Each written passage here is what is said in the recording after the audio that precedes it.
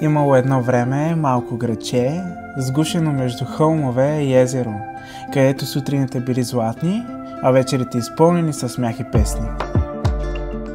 Жителите му вярвали, че в домовете им гори особена светлина.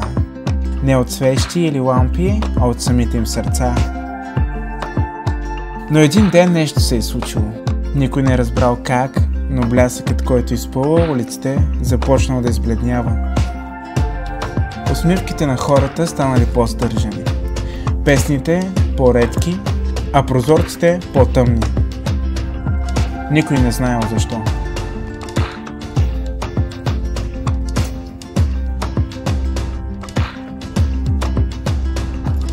Една сутрин малката Ана, която обичала да тича по кълдърмените улици с разрошена коса и джобове пълни с лешници, се загледала в отражението си в езерото.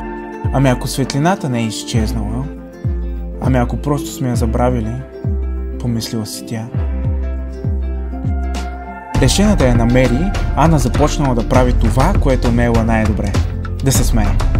Да помага, да разказва истории. Тя първо отишла при стария хлебар и му помогнала да замеси тестото.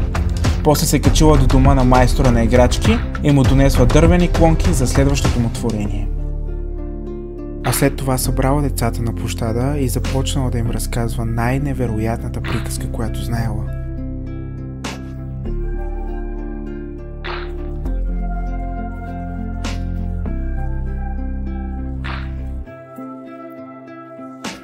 Нещо странно се е случило.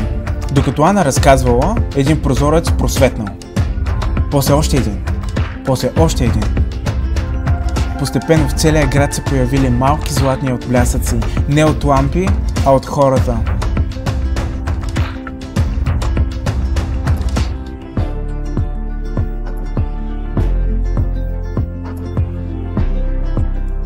Те започнали да се смеят, да се поздравяват, да пеят и да се прегръщат.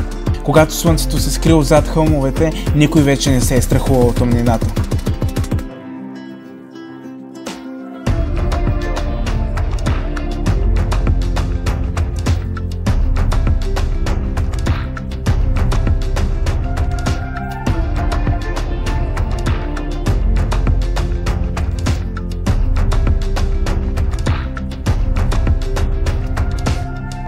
Светлината била там, където винаги е била.